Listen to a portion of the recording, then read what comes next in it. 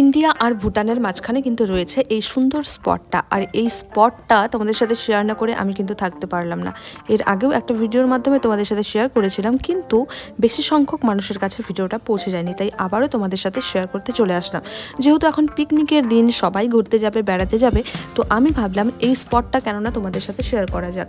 আর এখন আমরা আছি বারোবিশাত থেকে কুমারগ্রাম রোড ধরে আমরা চলে গেলাম নিউল্যান্ড চা বাগান।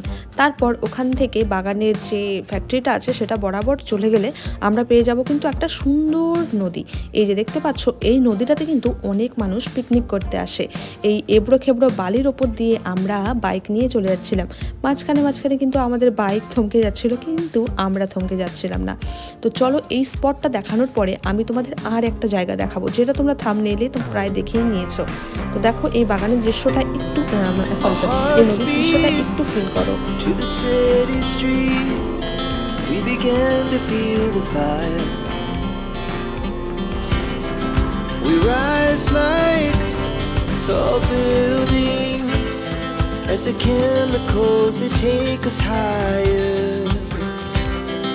The night's young and it's just begun as she puts her hand in mine.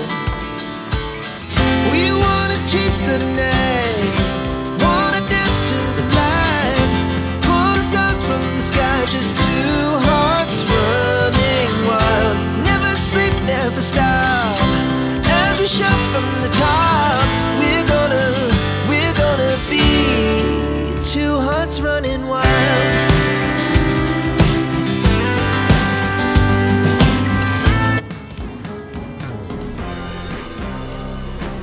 এরপর তোমরা যেদিকে গেছিলে, মানে নিউল্যান্ড চা বাগানের দিকে, সেদিক থেকে বেরিয়ে সোজা তোমরা চলে আসবে তার অপোজিট সাইডে, মানে হচ্ছে কুমারগ্রাম যে চা ফ্যাক্টরিটা আছে তার সামনে দিয়ে সোজা, তাহলে কিন্তু তোমরা ভুটান বর্ডারটা পেয়ে যাবে।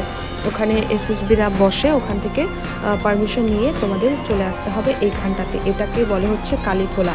আর এই পিকনিকের দিনে কিন্তু এখানে অনেক ভিড় হয়, দারুণ সুন্দর কিন্তু জায়গাটা। আর পেছনটা দেখতে পাচ্ছ হালকা হালকা ব্লু হয়ে আছে, ওটা কিন্তু পুরোটাই পাহাড়। আর এই সময়, মানে এই যে জানুয়ারি মাসটাতে, ফেব্রুয়ারি মাসটাতে পাহাড়টা কিন্তু খুব সুন্দরভাবে ভিজিবল হয়। তো তোমরা সহজেই চলে যেতে পারো এখানে পিকনিক খেতে। এই দেখো গাইস, পাহাড়ি নদীতে পার হচ্ছে, হ্যাঁ, হাঁটু অব্দি জল, পুরো স্রোত, জলের প্রচন্ড স্রোত। এই দেখো পাহাড় থেকে নেমে আসছে, এটা ভুটান থেকে নেমে আসছে নদীটা। আসো আসো, আরে প্যান্ট ভিজে যা, কিন্তু তুমি না ভাসো। এই তো বাহ, গুড, ভেরি গুড। যাক, সুন্দর এই কালীখোলা নদীটা পার করে আমরা চলে গেলাম ভুটানে। আর এত সুন্দর দৃশ্য আমি কিন্তু ভালোভাবে ফোনের মধ্যে তুলে ধরতে পারলাম না। তোমরা যদি কালীখোলা যাও তাহলেই এখানকার সুন্দর দৃশ্যটা উপভোগ করতে পারবে। আর দেখো, এগুলো হচ্ছে কিন্তু সব ভুটানের সিন। ভুটানের এই ব্রিজটা, আমার এখন ঠিক মনে পড়ছে না এই ব্রিজটার নাম কি, মানে এই নদীটার নাম কি। তো দারুণ হয়েছিল, খুব অল্প সময়ের মধ্যে ট্যুরটা করেছিলাম আমরা। তো থ্যাংক ইউ ফর ওয়াচিং।